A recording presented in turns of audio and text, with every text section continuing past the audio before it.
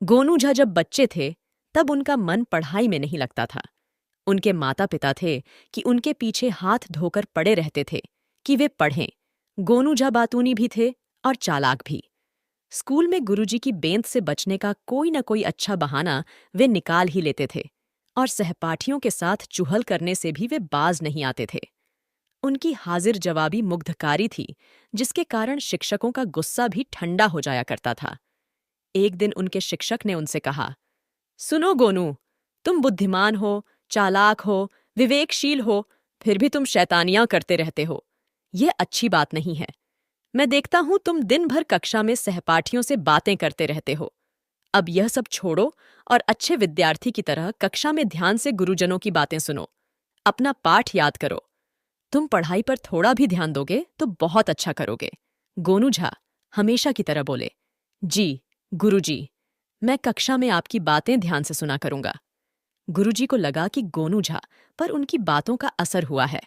उन्होंने गोनू झा को चिताया, यदि अब से मैंने देख लिया कि तुम कक्षा में सहपाठियों से बातें कर रहे हो या सबक बनाकर नहीं आए हो, तो समझ लो कि तुम्हें कठोर दंड दूंगा।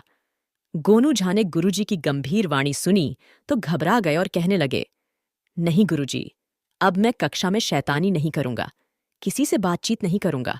आप जो काम देंगे उसे पूरा करूंगा। गुरुजी ने उस दिन गोनू झा को पाठ याद करने के लिए दिया और कहा कि कल जब विद्यालय आओगे तो यह पाठ अवश्य याद हो जाना चाहिए। दोस्तों, ऐसे और भी इंटरेस्टिंग कहानियों के लिए मेरे चैनल को सब्सक्राइब करना मत भूलिएगा। तो आइए अब आगे सुनते हैं। गोनू झा ने हामी भर दी। स्कूल में छुट्टी की घंटी बजी। गोनू झा घर वापस आए, बस्ता ताक पर रखा और खेलने चले गए। खेलकर लौटे तो भोजन किया और सो गए। दूसरे दिन जब वे स्कूल पहुंचे तो कक्षा में शिक्षक ने पाठ सुनाने को कहा। गोनू झा बहुत शांत होकर बोले, गुरुजी, आपने तो कहा था कि कल सुनाना, इसलिए आज मैं याद करके नहीं आया, कल अवश्य सुना दूंगा। गुरुजी को गुस्सा आ गया। उन्होंने गोनू झा की कान उमेट दी और बोले, कल पाठ ही नहीं, पूरी पोथी खत्म करके आओगे, नहीं तो तुम्हें ऐसा दंड दूंगा कि तुम्हारी सारी चालाकी आंसुओं में घुल जाएगी। समझ गए ना? गोनू झा ने अपना कान सहलाते हुए कहा, जी गुरुजी। फिर छुट्टी हुई। गोनू झा घर लौटे और फिर पहुंच गए खेल के मैदान में। घर पहुंचे, खाना खाया, माँ से किस्से सुने और सो गए। दूसरे दिन विद्यालय जाने के लिए तैयार हुए और बस्ते में स्लेट रहने दिया और सारी किताबें निकालकर ताके पर रख दी। फिर चल दिए स्कूल। गुरुजी ने कक्षा में हाजिरी ली और उसके बाद गोनू झा के पास पहुंचे। उन्होंने देखा, गोनू झा के बस्ते में स्लेट तो है मगर किताबें नहीं हैं। गुरुजी गुस्से से आग बबूला हो गए।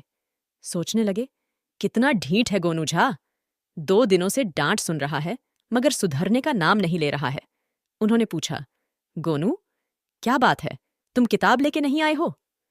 गोनू झा खड़े हुए और बोले, गुरुजी, कल आपने ही तो कहा था कि पाठ क्या, कल तुम पोथी खत्म करके आना, तो मैं विद्यालय आने से पहले पोथी तालाब में बहाकर आया हूं। आपके आदेशानुसार मैंने पोथी खत्म कर दी है। गुरुजी को अपने शब्द याद आए तो वे सिर पर हाथ रखकर बैठ गए। अब वे कहें तो क्या कहें? वे समझ नहीं पा रहे थे और अपने गुरुजी की यह हालत देखकर गोनू झा मन ही मन मुस्कुरा रहे थे। दोस्तों, यह कहानी यहीं खत्म होती है। और भी बेहतरीन कहानीकारों की इंटरेस्टिंग कहानियों के लिए प्लेलिस्ट पर क्लिक करना और साथ ही लाइक सब्सक्राइब करना मत भूलिएगा। सुनने के लिए धन्यवाद।